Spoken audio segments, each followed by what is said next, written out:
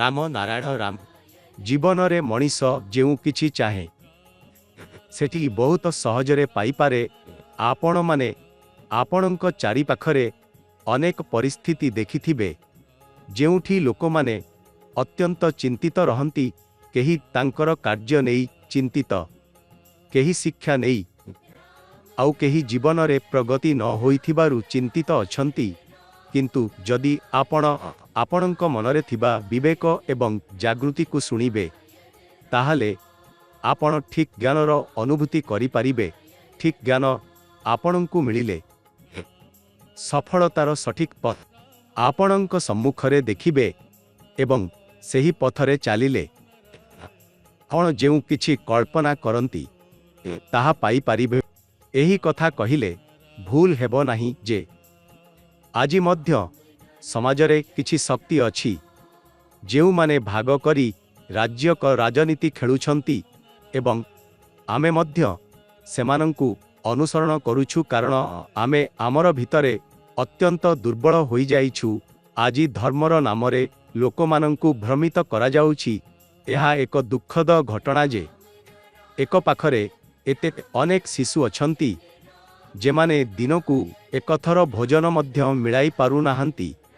ए परिस्थिति रे अन्यपटे मंदिर गुड़िकरे लिटर परिमाण रे क्षीर दही घी आदि देई मूर्तिंकु स्नान करा जाउछि।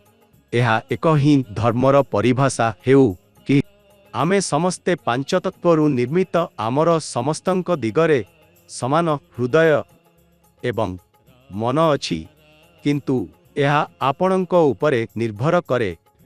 आपणंक मनरे सकारात्मकता रखिबे कि नकारात्मकता। आमे एकाउकार भल करिबार इच्छा रखिबा उचित, खराप नुहे।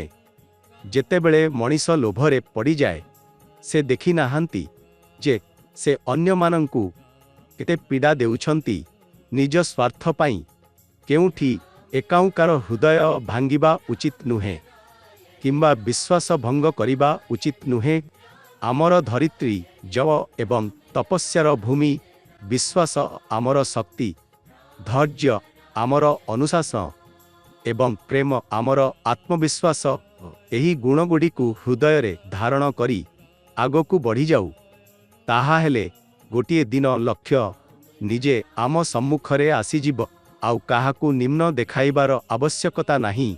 निज प्राकृतिक शक्ति मध्य एते अधिक जेउथिरे जीवन धन्य होई जाए। एबे एक अत्यंत जरूरी अवस्था अछि जे आमे अत्यंत शीघ्र तंड्रा एवं तणापणी रे पड़ुछु। तेणु ध्यान अवश्य करिबा उचित। ध्यान द्वारा आमे निजे आमर इंद्रिय गुड़ी को नियंत्रण करि पारिबु। मन ही स्थिर हेब एवं जीवन रे भल एवं ठीक सिद्धांत नेबार क्षमता आसिब।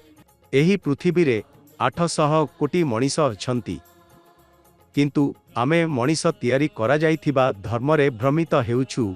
एही जणा जाइथिबा मनीष धर्म भितरे अनेक भ्रम अछि जाहाकू आमे अस्वीकार करिबा उचित।